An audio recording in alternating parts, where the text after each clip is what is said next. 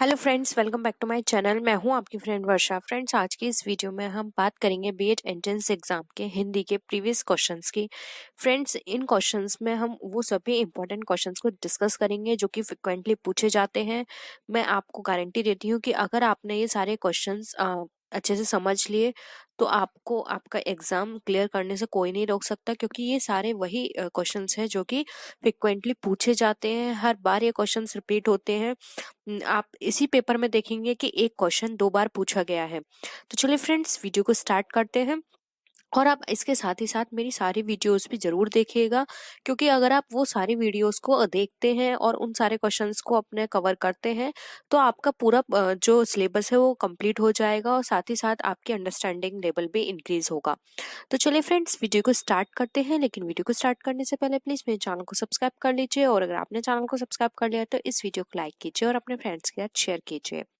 चलिए friends, first question start करते हैं। फर्स्ट क्वेश्चन है, हिंदी भाषा का कौन सा रूप मानक हिंदी के रूप में स्वीकार किया गया है?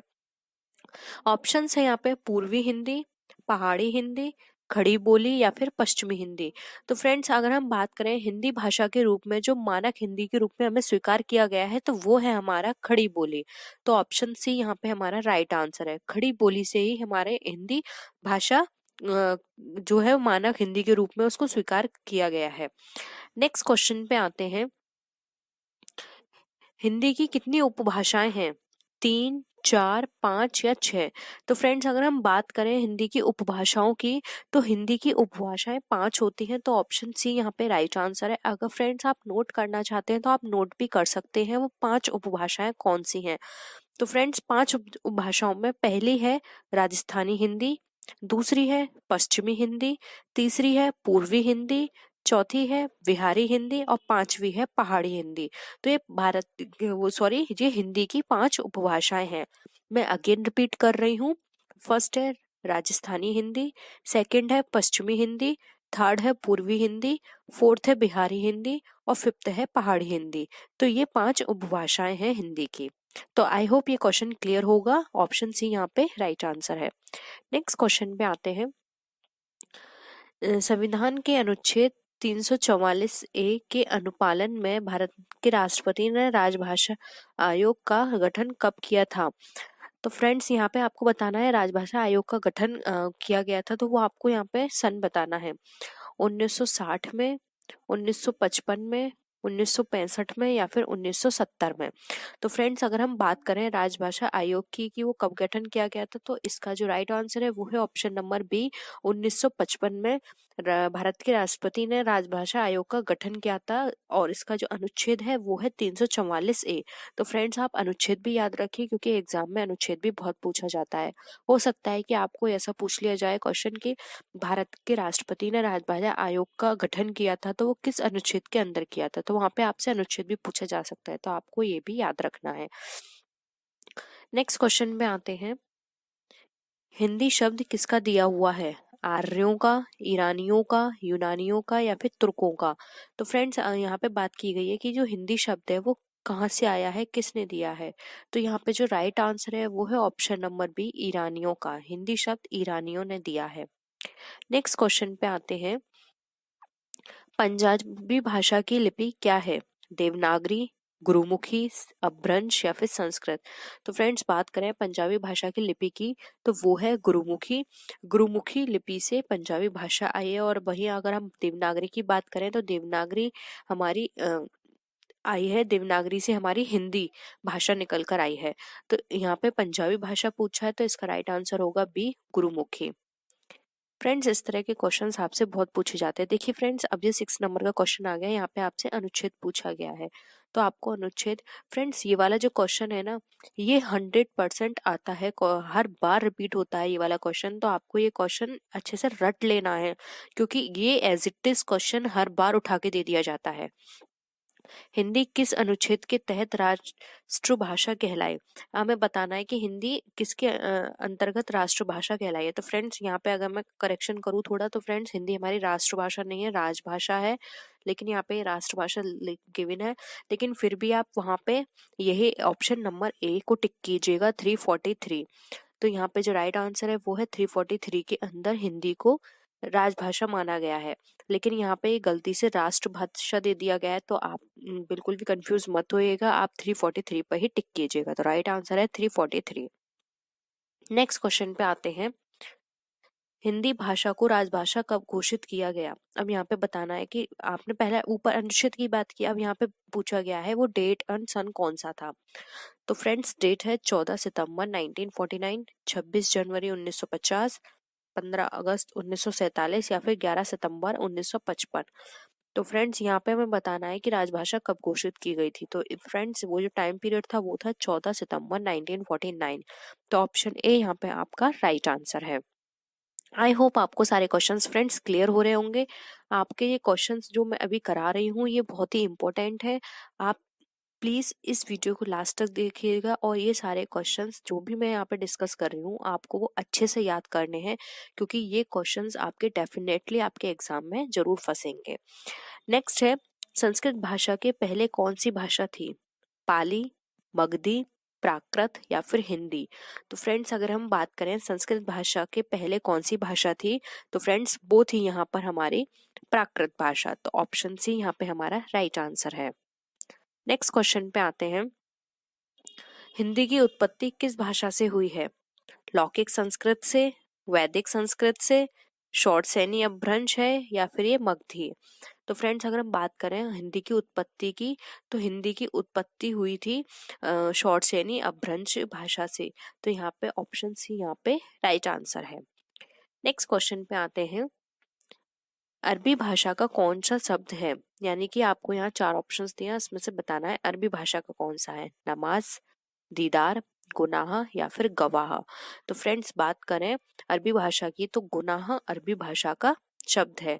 तो ऑप्शन सी यहाँ पे राइट आंसर है। फ्रेंड्स यहाँ पे अब आपको बताना है 11 क्वेश्चन में सरस्वती पत्रिका के संपादक कौन है। फ्रेंड्स ये पत्रिका भी बहुत इंपॉर्टेंट है, ये क्वेश्चन बहुत पूछा जाता है, सरस्वती पत्रिका के संपादक कौन है, तो ये भी आपको अच्छे से याद करना है। ऑप्शंस है श्याम सुंदर दास, महावीर प्रसाद द्विवेदी, रामचंद्र शुक्ल या फिर प्रताप नारायण मिश्र। तो फ्रेंड्स यहाँ पर जो इसका राइट आंसर है वो है option number B, Mahavir Prasad Dwivedi. तो ऑप्शन बी राइट आंसर है। नेक्स्ट क्वेश्चन पे आते हैं, रिक्शा किस शब्द भाषा का शब्द है, चीनी, रूसी, जापानी या फिर जर्मनी। तो फ्रेंड्स अगर हम बात करें रिक्शा शब्द की किस भाषा से लिया गया है, तो ये लिया गया है जापानी से। तो ऑप्शन सी यहाँ पे राइट आंसर है। नेक्स्ट क्वेश्चन है, अंग्रेजी शब्द ड्राफ्टिंग का भारत सरकार द्वारा स्वीकृत हिंदी अनुवाद होगा, टिप्पण, आरोपण, प्रस्ताव या फिर प्रारूपण। तो फ्रेंड्स अगर हम अंग्रेजी शब्द जो ड्राफ्टिंग होता है भारत सरकार द्वारा स्वीकृत हिंदी अनुवाद करें इसका, तो भारत सरकार में इसको ज्यादा जो हम अगर भारत सरकार के किसी भी डॉक्यूमेंट को देखें तो वहां पर जो वर्ड यूज किया जाता है, अनुवाद यूज किया जाता है, वो होता है प्रारूपण। तो ऑप्शन डी यहाँ पे राइट आंसर है। फ्रेंड्स हम आपके एग्जाम से पहले पहले आपको वो सभी क्वेश्चंस करवा देंगे, उन सभी वीडियो को अपनी क्लास में लेकर आएंगे जो कि सबसे ज़्यादा एक्सपेक्टेड है और जो बहुत ही इम्पोर्टेंट है और जो हर बार पूछी जाती हैं। तो आप हर वीडियो को जरूर देखिएगा, क्योंकि अगर आपने एक भी वीडियो मिस कर दी तो हो सकता है कि वहां पर हम वो वाला क्वेश्चंस करा दें जो आपके एग्जाम में आए। तो आपको सभी वीडियोस को देखना है और अपने फ्रेंड्स के साथ भी शेयर करना है। नेक्स्ट क्वेश्चन पे आते हैं, शब्द किसे कहते हैं, एक या एक से अधिक सार्थक वर्ण समूह को, या फिर एक या एक से अधिक वर्णों के मेल को, ध्वनि की छोटी इकाई को, या फिर भाषा की सबसे छोटी इकाई को। तो फ्रेंड्स शब्द किसे कहते हैं, इससे पहले हम थोड़ी सी रिवीजन कर लेते हैं।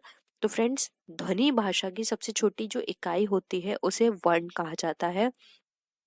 वर्ण का अपना कोई भी अर्थ नहीं होता है, वर्णों के संयोग से जिस सार्थक वर्ण समूह या ध्वनि शब्द समूह की सृष्टि होती है उसे हम शब्द कहते हैं।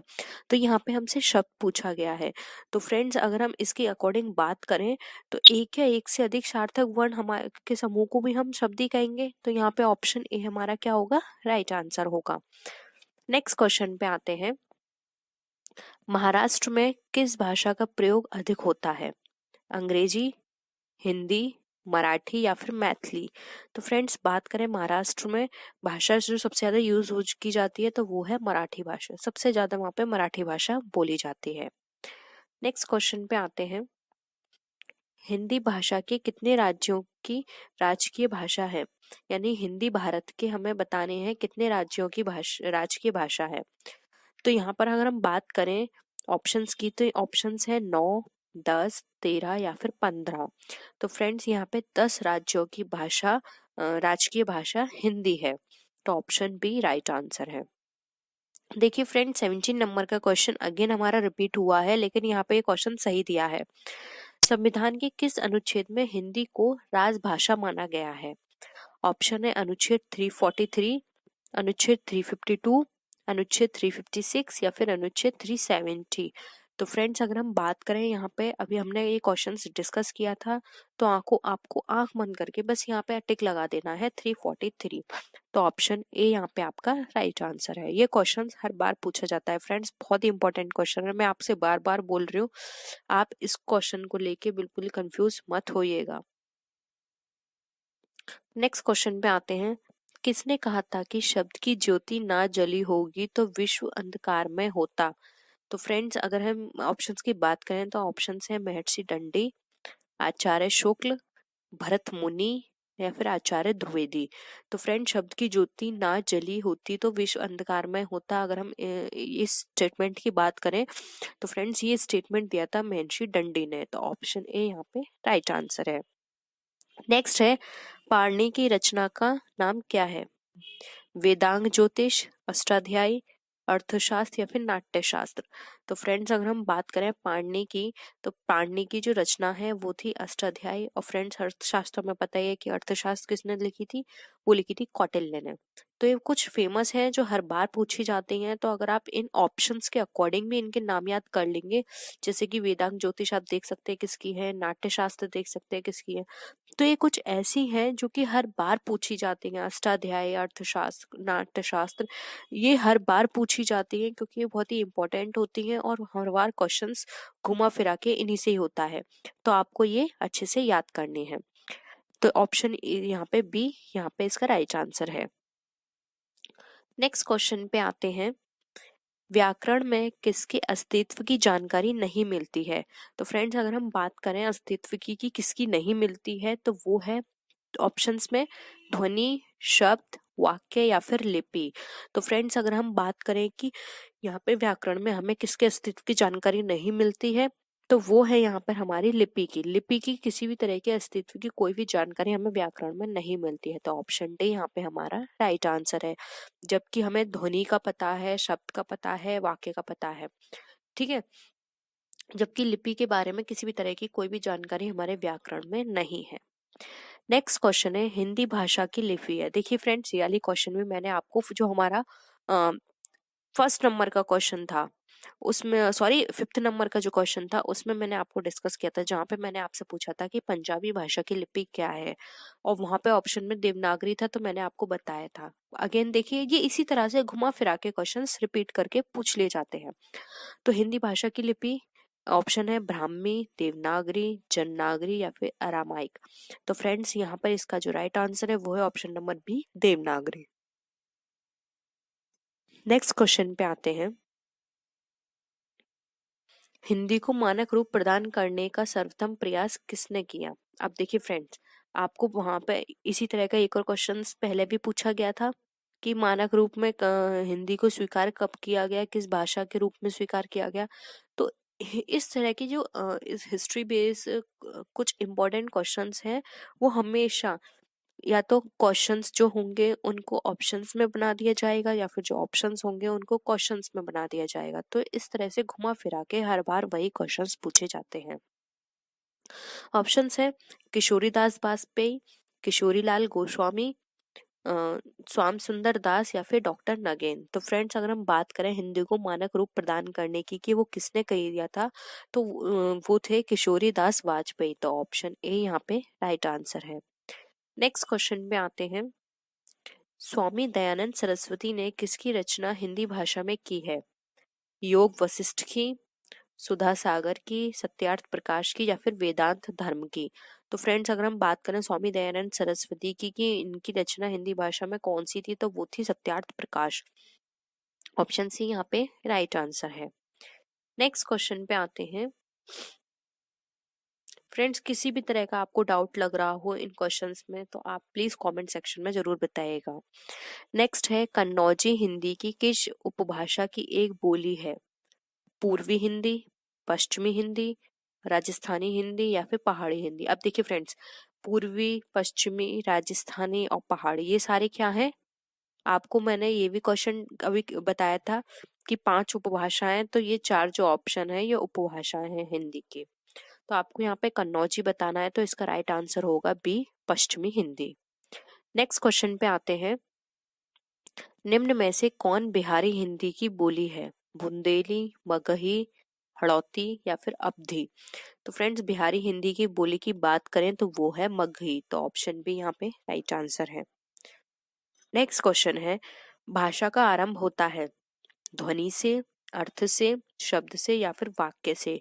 तो फ्रेंड्स अगर हम बात करें भाषा के आरंभ की, तो उसके लिए ध्वनि का होना बहुत ही जरूरी है, क्योंकि ध्वनि ध्वनि नहीं होगी तो हम शब्द नहीं बोल पाएंगे, और शब्द के बिना हमारा वाक्य और उसका अर्थ से भी कोई तात्पर्य नहीं है। तो अगर हम आरंभ की बात करें तो सबसे पहले आएगी ध्वनि, तो ऑप्शन ए यहाँ पे हमारा राइट आंसर है। नेक्स्ट क्वेश्चन पे आते हैं। भाषा के प्रमुख अवयव हैं, तो फ्रेंड्स ये वाला क्वेश्चन भी बहुत बार रिपीट होता है। आपको यहाँ पे क्या है बताना है कि कौन सा यहाँ पे ऑप्शन सही अरेंजमेंट दिया हुआ है। वर्ण, शब्द, पद या वाक्य, वर्ण, शब्द, अनुच्छेद या वाक्य, शब्द, वाक्य, वर्ण या विचार, या फिर वर्ण, शब्द, वाक्य या भाषण? तो फ्रेंड्स सबसे पहले देखिए क्या आता है। अगर हम भाषा की बात करें तो वर्ण आता है, तो देखिए वर्ण हमारा 3 में है, सी में नहीं है, तो ऑप्शन सी कट गया। वर्ण के बाद क्या आता है? शब्द, तो देखिए 3 ऑप्शन में सेकंड नंबर पे शब्द है, यानी कि वो भी ठीक है। फिर आता है देखिए फ्रेंड्स फोर्थ ऑप्शन में क्या दे रखा है? वाक्य। थर्ड ऑप्शन पे तो गलत है, तो डायरेक्ट वाक्य नहीं आ सकता और अनुच्छेद भी नहीं आ सकता। इसके बाद क्या आएगा? पद, पद के बाद आएगा वाक्य, तो ऑप्शन ए यहाँ पे हमारा राइट आंसर है। तो आप इसको ऐसे याद रखिए, वर्ण, शब्द, पद और वाक्य, ये यहाँ पे इसका राइट आंसर है, तो ऑप्शन ए यहाँ पे करेक्ट है। आप ये जो सीक्वेंस है इसको अच्छे से याद रखिए। नेक्स्ट क्वेश्चन पे आते हैं। भाषा का निर्माण होता है अमूर्त ध्वनियों से, मूक संकेतों से, व्यक्त ध्वनियों से या फिर आंखों से? तो फ्रेंड्स अगर हम बात करें भाषा के निर्माण होने की, तो वो होता है व्यक्त ध्वनियों से, तो ऑप्शन सी यहाँ पे राइट आंसर है। अमूर्त ध्वनि से नहीं कर सकते, सिर्फ मूक संकेतों से हम भाषा का निर्माण नहीं कर सकते और ना ही आंखों से कर सकते हैं। उसके लिए हमें व्यक्त ध्वनि, जो हमारे हाव भाव को व्यक्त करें, उनका होना बहुत इंपॉर्टेंट है, तो ऑप्शन सी यहाँ पे राइट आंसर है। नेक्स्ट है, भाषा की सार्थक लघुत्तम इकाई है ध्वनि, शब्द, वाक्य या फिर संयुक्त वाक्य? तो फ्रेंड्स यहाँ पे जो इसका राइट आंसर है वो है ऑप्शन नंबर ए, वो है ध्वनि। तो आई होप आपको क्वेश्चंस क्लियर हो रहे होंगे। नेक्स्ट क्वेश्चन पे आते हैं। अशोक के शिलालेख ब्राह्मी लिपि तथा किस भाषा में उत्कीर्ण है?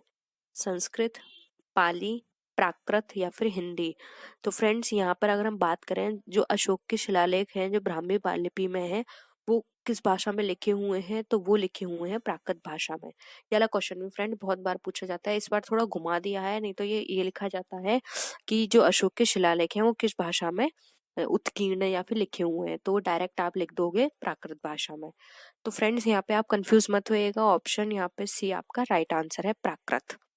नेक्स्ट क्वेश्चन पे आते हैं। अमीर खुसरो ने हिंदी के लिए क्या प्रयुक्त किया? हिंदवी, हिंदुस्तानी, उर्दू या फिर भाषा? तो फ्रेंड्स अगर हम बात करें अमीर खुसरो की, उन्होंने हिंदी के लिए क्या यूज किया, तो उन्होंने हिंदी के लिए जो यूज किया था शब्द वो था हिंदवी, तो ऑप्शन ए यहाँ पे राइट आंसर है। नेक्स्ट क्वेश्चन है, पूर्वी हिंदी का संबंध माना गया है मगधी अपभ्रंश से, अर्धमागधी अपभ्रंश से, सौरसेनी अपभ्रंश से या फिर उपरोक्त में से कोई नहीं? तो फ्रेंड्स जो पूर्वी हिंदी का संबंध माना गया है, तो वो माना गया है अर्धमागधी अपभ्रंश से, तो ऑप्शन बी यहाँ पे राइट आंसर है। नेक्स्ट क्वेश्चन पे आते हैं। हिंदी की कितनी बोलियां हैं? 20, 18, 15 या फिर 17। तो फ्रेंड्स अगर हम बात करें हिंदी की बोलियों की, तो फ्रेंड्स हिंदी की जो बोलियां हैं वो हैं 18, जिसमें से मैं आपको कुछ एग्जाम्पल्स बता देती हूँ, जैसे कि राजस्थानी, मारवाड़ी, सिंधी, ब्रजभाषा, खड़ी बोली, हरियाणवी, कौरबी, बुंदेली, कन्नौजी, छत्तीसगढ़ी, भोजपुरी, मगही, मैथिली, गढ़वाली, कुमाऊनी, अवधी। मोस्टली मैंने आपको यहाँ पे बता दी हैं, तो ये टोटल 18 हैं।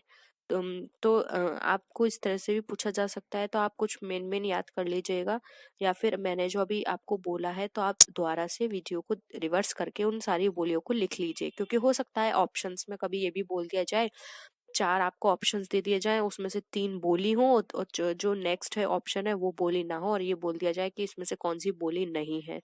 तो इस तरह से भी बोला जा सकता है। मैं अगेन आपको रिपीट कर देती हूँ। 18 राजस्थानी, मारवाड़ी, सिंधी, ब्रजभाषा, खड़ी बोली, हरियाणवी, कौरबी, बुंदेली, कन्नौजी, अवधी, बघेली, छत्तीसगढ़ी, भोजपुरी, मगही, मैथिली, गढ़वाली और कुमाऊनी। तो आई होप अब आपको सारी चीजें क्लियर होंगी।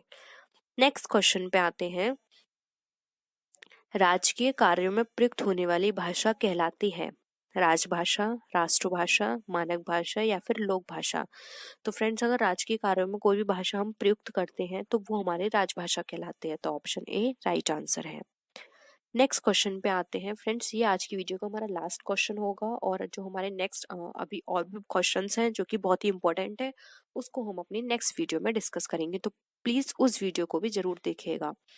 भारत में भाषाओं का साहित्यिक विकास क्रम माना जाता है संस्कृत, पाली, प्राकृत, अपभ्रंश, या फिर संस्कृत, प्राकृत, पाली, अपभ्रंश, या फिर संस्कृत, अपभ्रंश, पाली, प्राकृत, या फिर पाली, संस्कृत, प्राकृत और अपभ्रंश। तो फ्रेंड्स अगर हम बात करें साहित्य विकास क्रम की, तो सबसे पहले संस्कृत आई, उससे पाली, पाली से फिर प्राकृत और प्राकृत से अपभ्रंश। तो ऑप्शन ए यहाँ पे हमारा राइट आंसर है। तो आई होप आपको ये क्वेश्चन भी क्लियर होगा। तो फ्रेंड्स अगर आपको वीडियो पसंद आए तो वीडियो को लाइक कीजिए, अपने फ्रेंड्स के साथ शेयर कीजिए, और हम कोशिश करेंगे कि आपके एग्जाम से पहले उन सभी इंपॉर्टेंट क्वेश्चंस को सभी सब्जेक्ट के आपसे डिस्कस कर लें। फिर भी अगर आप चाहते हैं किसी पर्टिकुलर टॉपिक पे वीडियो बने तो जरूर बताइएगा। आप मुझे मेरे सोशल मीडिया पे फॉलो कर सकते हैं, और प्लीज इस वीडियो को लाइक कीजिए। अगर आपको पसंद नहीं आई तो प्लीज वो भी आप जरूर बताइएगा कि अगर आपको ये वीडियो क्यों पसंद नहीं आई है, तो हम इम्प्रूव करने की कोशिश करेंगे। और अगर अभी तक मेरे चैनल को सब्सक्राइब नहीं किया तो प्लीज चैनल को सब्सक्राइब भी जरूर कर लीजिएगा, और इस वीडियो को अपने फ्रेंड्स के साथ शेयर भी कीजिएगा। तो फ्रेंड्स नेक्स्ट वीडियो में हम फिर मिलते हैं और भी अच्छी वीडियोस के साथ। तब तक के लिए बाय बाय।